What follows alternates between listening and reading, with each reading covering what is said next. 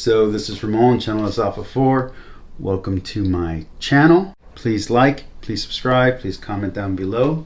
This is my study on stoicism, and this is Epictetus, and we are doing 1.6 and 1.7 today. The reason why is because these two are a little bit longer, and 2 pages worth of notes was 15 minutes last time. So in 1.6, the author, again writing for Epictetus, in the voice of Epictetus, is saying that one should view each particular event in relation with the whole.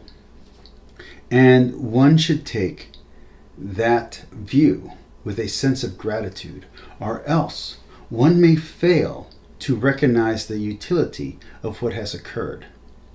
The author then has Epictetus produce an argument against atheism, an argument based on function, adaptation, and complementarianism.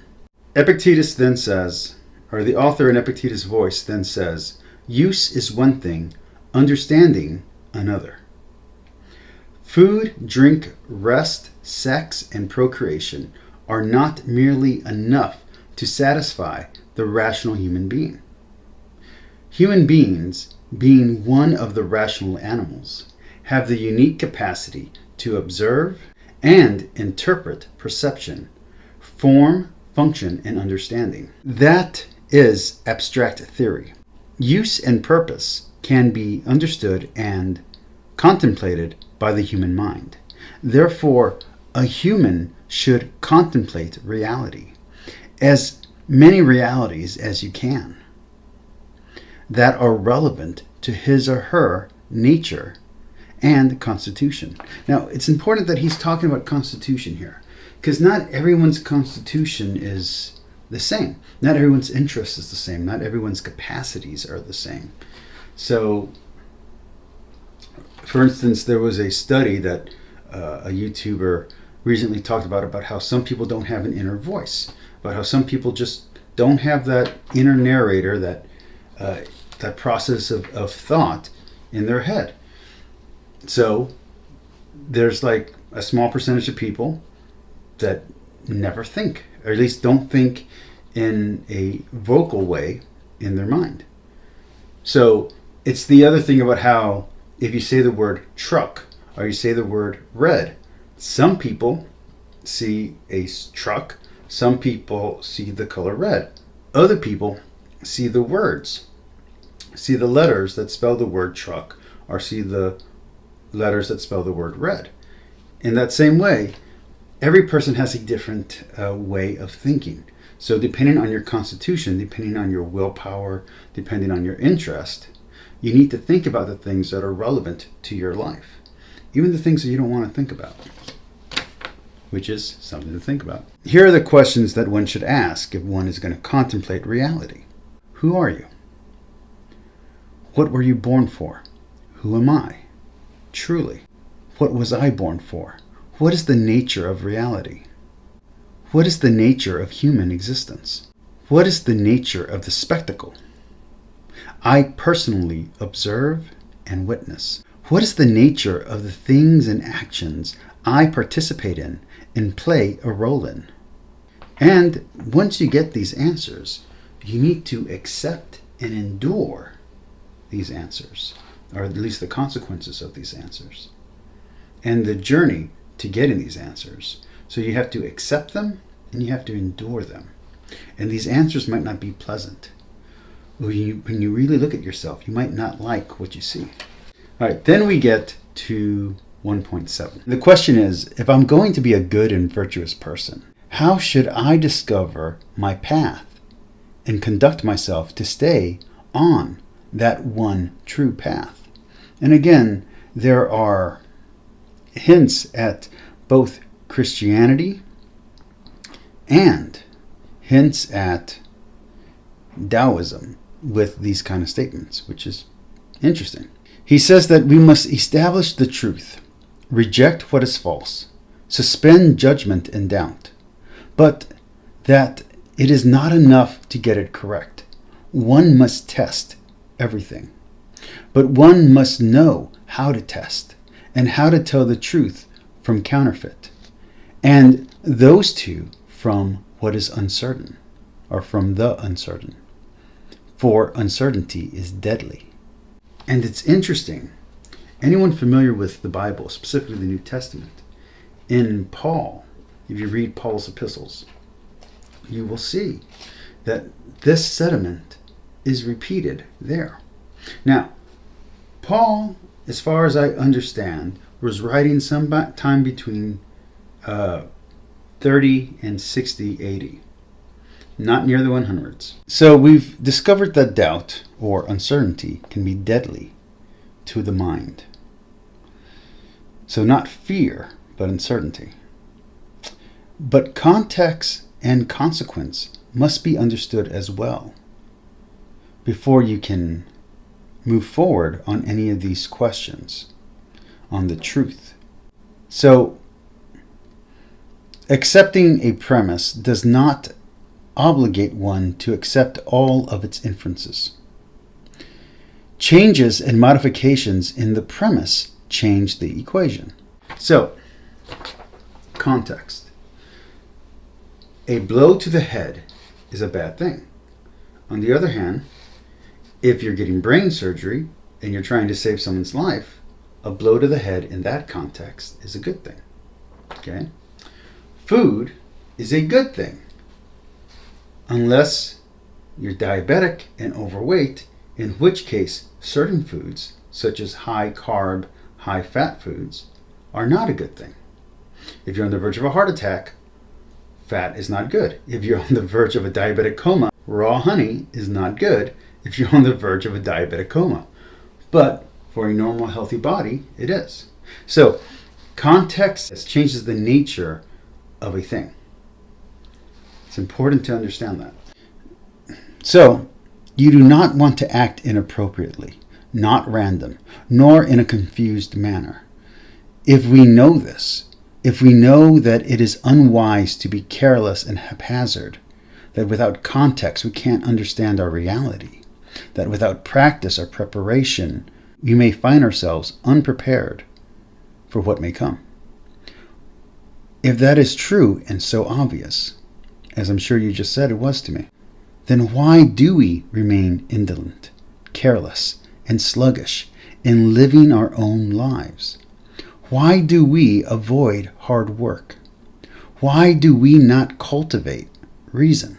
Think about that. You know how to prepare for life. You know what you have to do for tomorrow.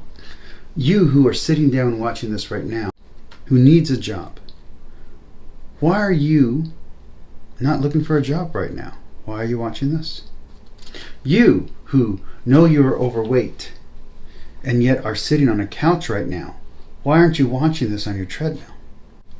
Why are you doing anything but that one thing you should be doing? You have bad grades. Why aren't you studying? Why are you playing video games? You're a gamer and you suck at a specific game. Why are you reading a book instead of practicing your game? Remember, context is specific.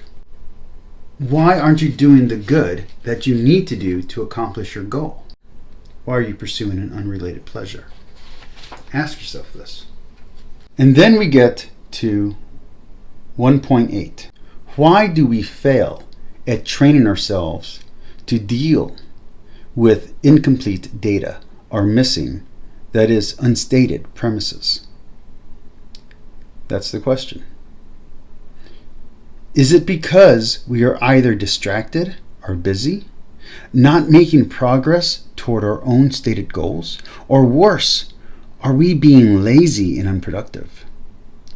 So, what would actually happen if we dedicated our full time to achieving our goals? Well, here's what Epictetus says, or the author in Epictetus' voice says.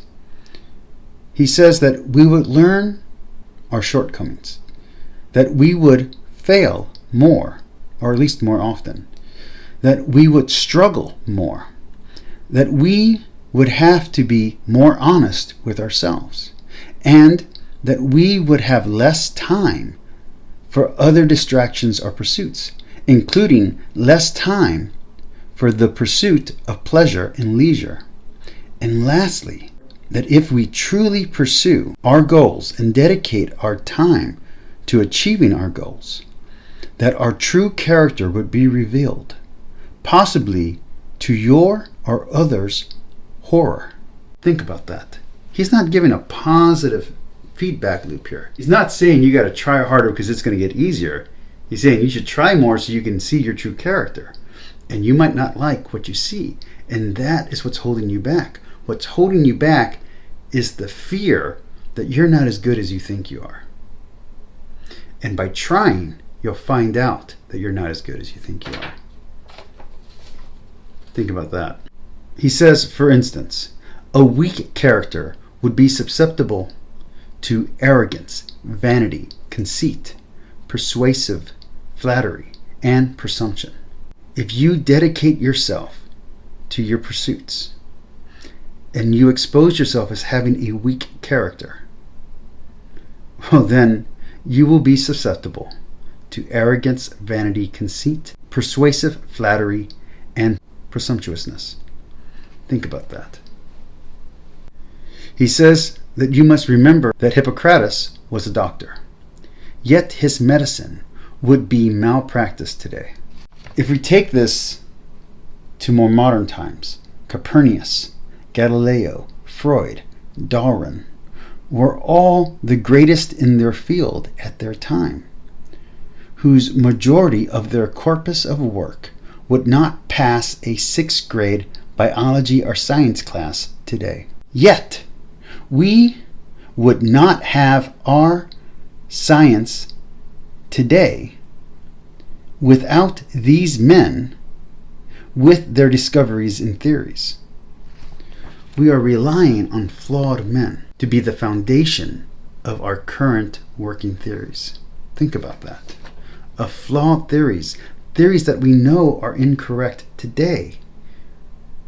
Theories that we know are so incorrect that people who are fools and who don't want to see the fundamentals that were found, the truths that were found there, will use the flaws, the extraneous flaws of these theories that are not even part of the core theory, but that are mentioned in the works, in the corpus of these people's lifelong dedicated study. They will use these flaws to try to discredit the foundational truth that was found. And yet, we rely on these men and these theories. The problem comes in confusing necessity from accident, in confusing causation with coincidence. For instance, Plato was old and died of hemlock poisoning. That does not mean that you need to be old and found guilty of a crime of impiety and sentenced to death by the state to be a philosopher. That would be confusing the incidental with the consequential. You don't need to be handsome to be a great runner, though you could find a great runner who was handsome. You don't need to be ugly to be smart, though you could find a smart person who happens to be ugly. If we take another example, another extreme, Homer was said to be blind, but that does not mean you need to be blind to be a great writer. Epictetus, who we are studying here, was a slave and lame, but that does not mean you need to have once been a slave and suffer an infirmity to be a Stoic. That would be confusing the incidental for the consequential, the coincidence for the causation, the accidental with the necessary. You see, that is the beauty of Stoicism and the beauty of Epictetus's work. He takes these truths, very basic, very plain truths, and he makes them obvious. Think about what I just said. He takes a basic truth, something we all know, but we choose to ignore, and he presents it to us. And he says, look, accept it. Accept the thing that you know is there that you don't want to look at. And then move on, because you have to. That's an idea. I would like to say to you all, thank you for watching. Talk to you all next time. Love you all. Peace.